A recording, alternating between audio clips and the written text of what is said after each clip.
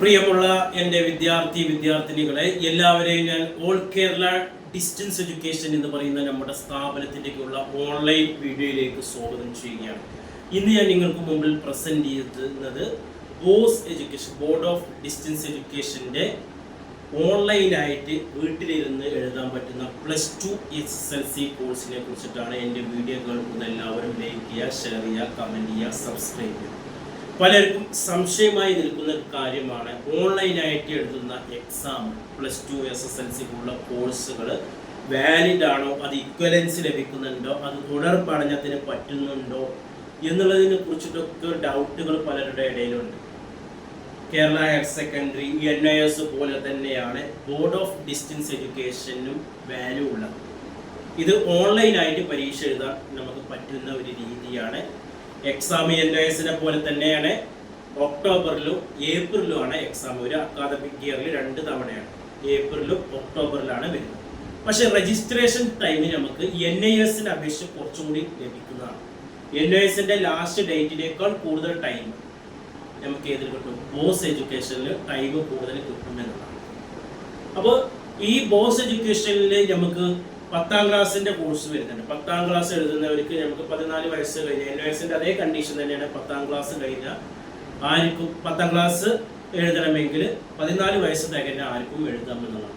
അതേപോലെ തന്നെ മുമ്പ് ഏതെങ്കിലും ബോർഡിൽ 10 തോറ്റിട്ടുണ്ടെങ്കിൽ കഴിഞ്ഞ 5 വർഷത്തിൻ്റെ ഉള്ളിൽ 10 തോറ്റ ആളുകൾക്ക് 2 വിഷയം ട്രാൻസ്ഫർ ചെയ്ത് TOC ചെയ്ത് 3 വിഷയം എഴുതാം. NISന്റെ കണ്ടീഷൻ പോലെ +2 തന്നെ ഏതെങ്കിലും ബോർഡിൽ കഴിഞ്ഞു പോയ 5 വർഷത്തിൻ്റെ ഉള്ളിൽ +2 തോറ്റ വിദ്യാർത്ഥിയാണെങ്കിൽ പാസ്സായതിൽ നിന്ന് 2 വിഷയം കോഴ്സിലേക്ക് ആഡ് ചെയ്ത് വെറും 3 വിഷയം എഴുതാം എന്നതാണ്.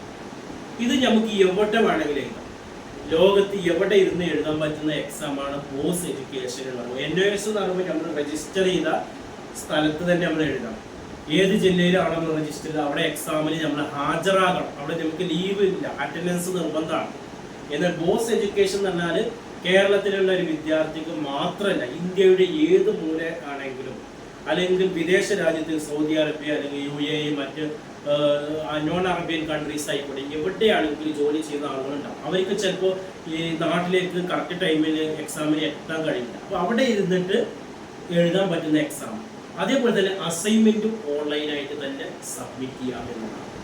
മറ്റതൊക്കെ ആകുമ്പോൾ നമുക്ക് ഓൺലൈനായിട്ട് നമ്മൾ എന്ത് ചെയ്യണം, എഴുതി കൊടുക്കണം. എന്നാലും നമ്മൾ NIS ആകുമ്പോൾ നമ്മൾ അസൈൻമെൻറ്റ് എഴുതിയിട്ട് ഓൺലൈനായിട്ട് അപ്ലോഡ് ചെയ്യാം. കോഴ്സ് അങ്ങനെയല്ല, നമ്മൾ കമ്പ്യൂട്ടറിൽ തന്നെ മൊബൈലിൽ തന്നെ അസൈൻമെൻറ്റുകൾ ഓൺലൈനായിട്ട് 1 വേർഡ് ക്വസ്റ്റ്യൻസ് ടിക്ക് മാർക്ക് ഇട്ട് കൊടുക്കുക. എക്സാമും നമുക്ക് ഒബ്ജക്റ്റീവ് ഉണ്ട്, ഡിസ്ക്രിപ്റ്റീവ് ഉണ്ട്, 2 ഓൺലൈനായിട്ടാണ് വരുന്നത് എന്നുള്ളതാണ്.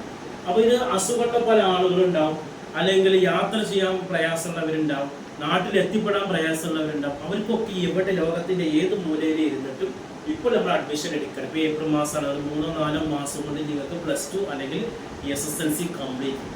പിന്നെ ഇത് ചെയ്യുന്ന ആളുകൾക്ക് നിങ്ങൾക്ക് ധൈര്യമായിട്ട് നിങ്ങളുടെ ജോലി അങ്ങനെ തന്നെ കണ്ടിന്യൂ ചെയ്യും. ഇരുന്ന് പഠിക്കേണ്ട ആവശ്യമില്ല. NIS ആകുമ്പോൾ നമ്മൾ എക്സാമിനുള്ള പഠിക്കണം.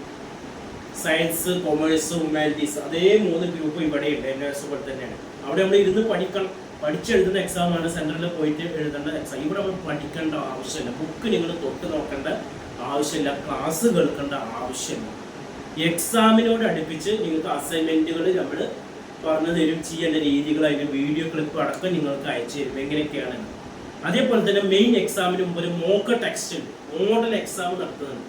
ആ മോഡൽ എക്സാം അറ്റൻഡ് ചെയ്തൊരു കുട്ടിക്ക് പബ്ലിക് എക്സാം അറ്റൻഡ് ചെയ്യാൻ വളരെ എളുപ്പമാകുമെന്നതാണ്.